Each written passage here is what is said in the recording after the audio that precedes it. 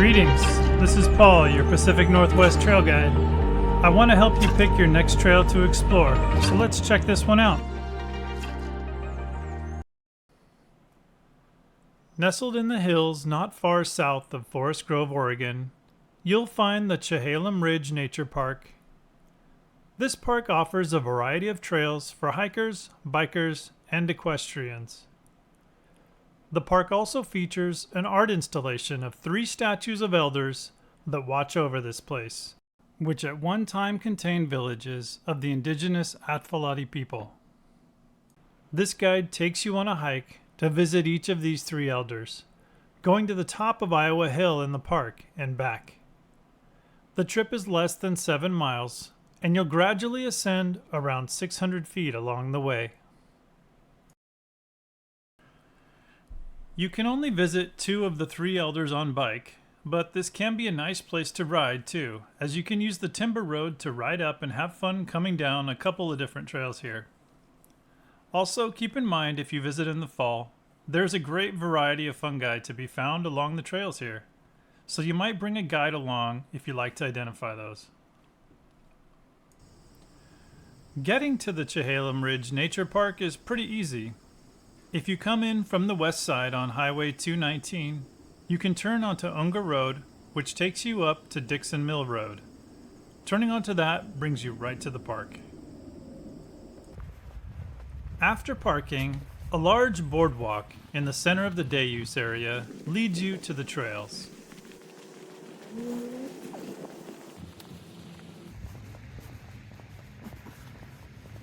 As you approach the first trailhead, the first of the 3 elders stands facing you with hands open, welcoming you.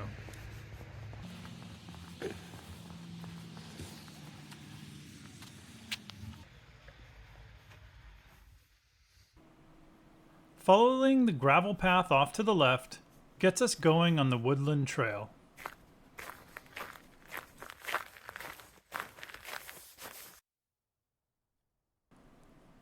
The first part of the hike is our trip to the top of Iowa Hill. We'll take a variety of the patchwork of trails in the park to bring us up there.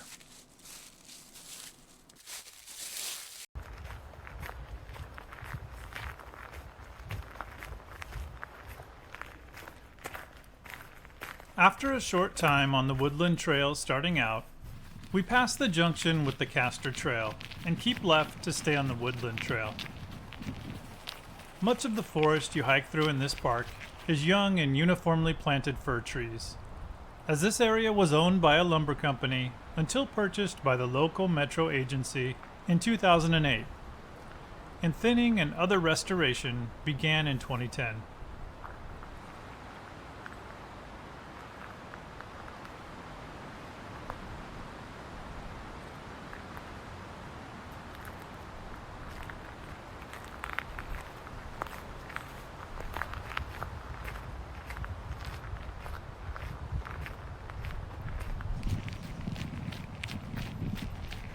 You quickly approach another junction where the Woodland Trail heads off to the left. We'll continue straight here to head towards the Amifu or Mountain Trail.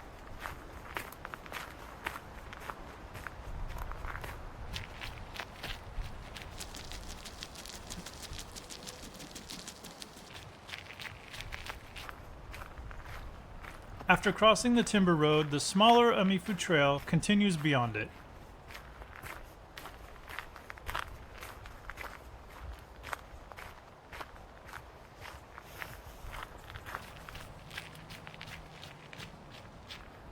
This short trail curves around to a clearing, and you approach the second elder statue.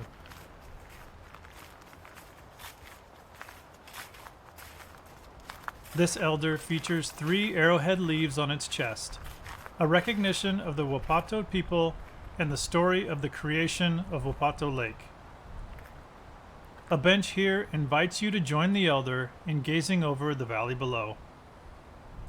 You might be able to see some of the mountain peaks in Washington from here on a clear day as well.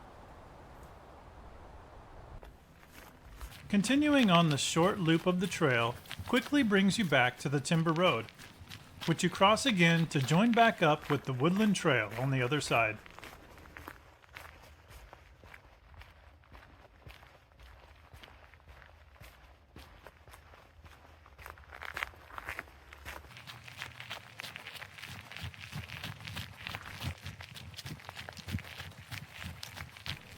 You quickly approach the junction with the woodland trail and turn right onto it to continue uphill.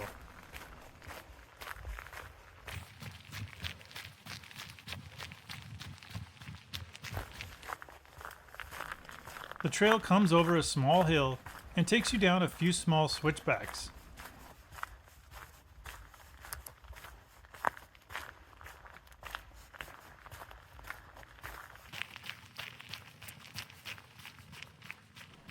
Eventually, you reach the timber road again, and we follow it up just a little bit and then hop onto the Aiqua or Bobcat Trail.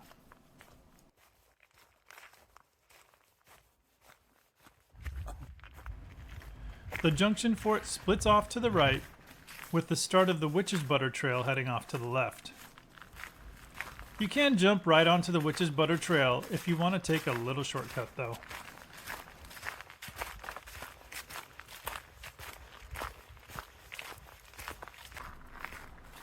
Hopefully you didn't take that shortcut, because the Aiqua Trail takes you through some of the more natural looking forest area in this park, with a mix of cedars and old maple trees, with big sword ferns underneath. It's a nice little secluded stretch of the park. Eventually you join up with the Witch's Butter Trail and turn right to continue your journey up Iowa Hill.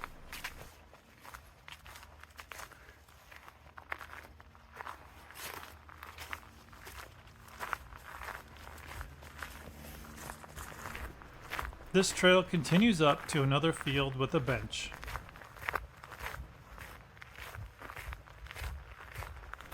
I didn't spot any of the namesake witch's butter on my trip, but maybe you will. I did run into a lot of other fungi on the Witch's Butter Trail though.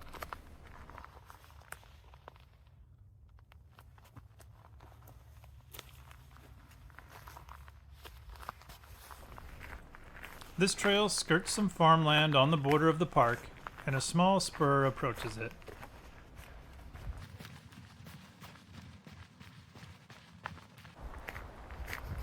Continuing on, the trail comes within sight of the timber road and continues to weave gradually up the hill through more former timber company plantings.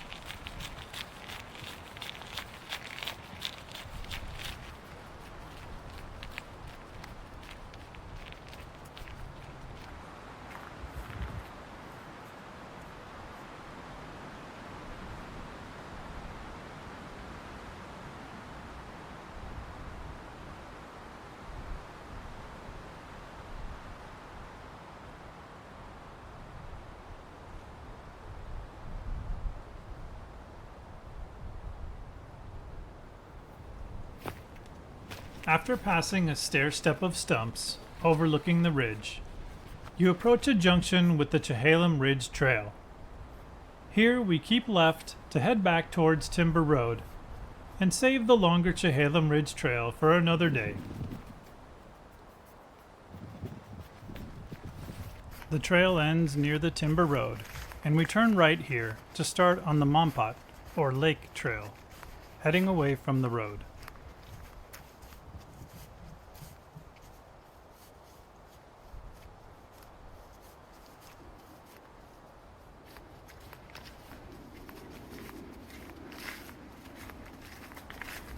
The Mompat Trail weaves around through similar terrain a bit, and you approach another junction, now with the Zorzal Trail.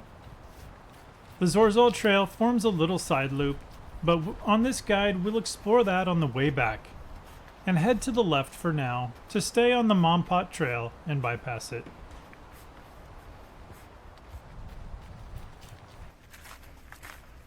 Soon the Mompat Trail approaches a gate on the Timber Road, which we pass by and continue on our last approach to the top of Iowa Hill.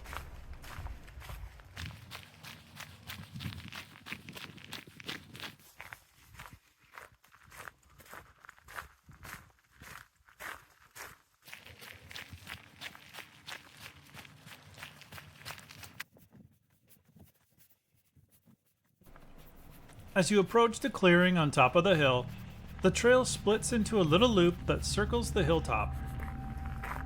If you head to the right, you can loop around a huge old oak tree and approach the third elder's statue at a viewpoint.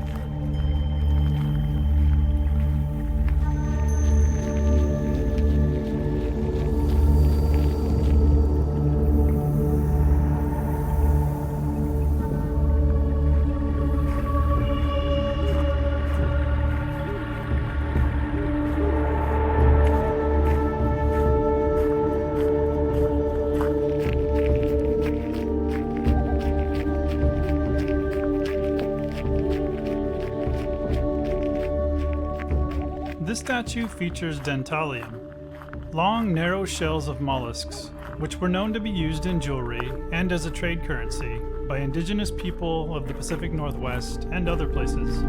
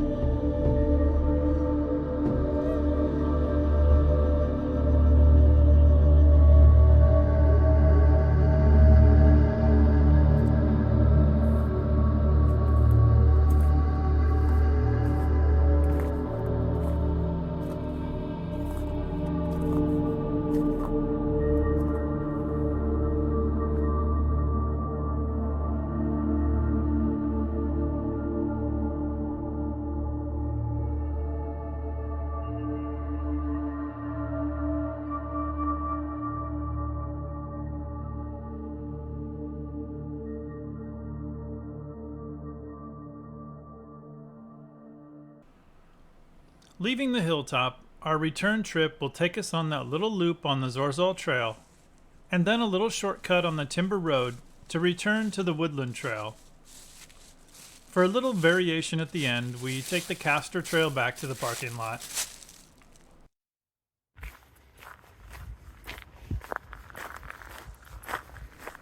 Following the Mompot Trail, we head on back down the hill.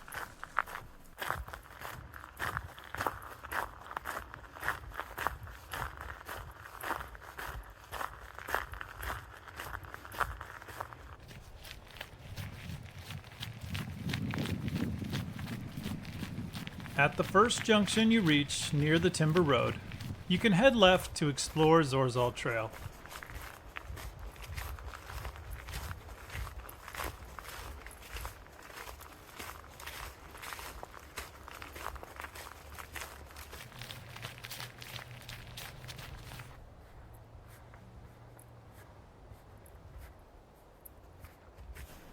A thick cedar grove can be found on this little loop. Apparently, the lumber company planted more than just fir here.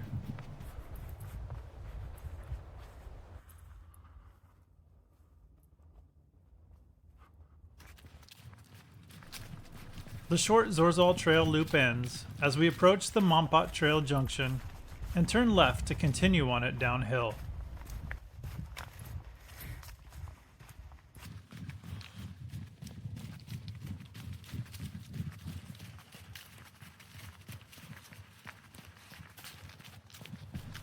Where the Mompot Trail ends near the Timber Road, we hop onto the road following it for a while for a more direct route back. The road is more steep than the trails taken on the way up, though.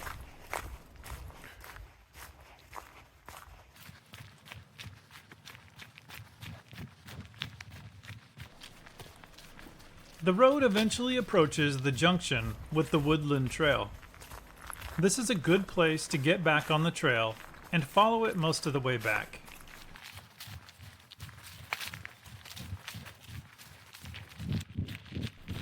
You'll retrace your steps over the switchback area of the Woodland Trail, then keep right at this fork to cover a short stretch that you missed before while exploring the Amifu Trail on the way up.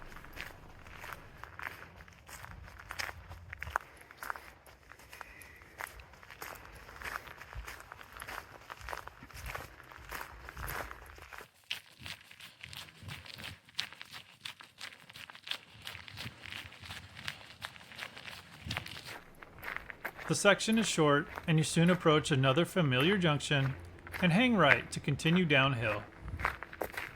You can then continue on as you came, or take the Castor Trail back as shown here.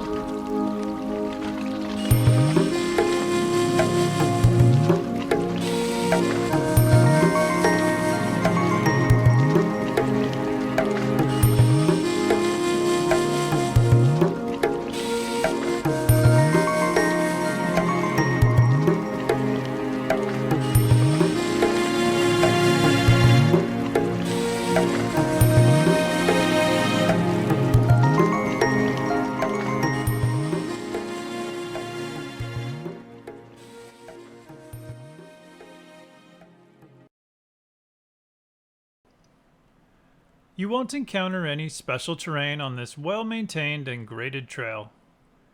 It rates 1 for terrain and likewise for elements. You do cover a decent amount of distance, so it rates pretty average as far as day hikes go. Finally, the climb is pretty mild, rating 2 mountains.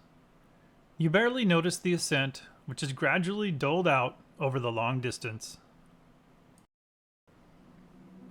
That's all for this edition of Pacific Northwest Trail Guide. I hope I have or will soon help you pick your next trail to explore. I scouted this trail in November of 2023, but trails are always evolving. If you pick this trail and encounter any changes people might like to know about, please help out your fellow explorers by sharing in the comments on this video. I've shown some of the beautiful sights of this trail in what feeble capacity video can render. A picture may be worth 1,000 words, but an experience with all of your senses cannot even be conveyed in pictures or video. So don't take my word for it. Get out there and see it for yourself.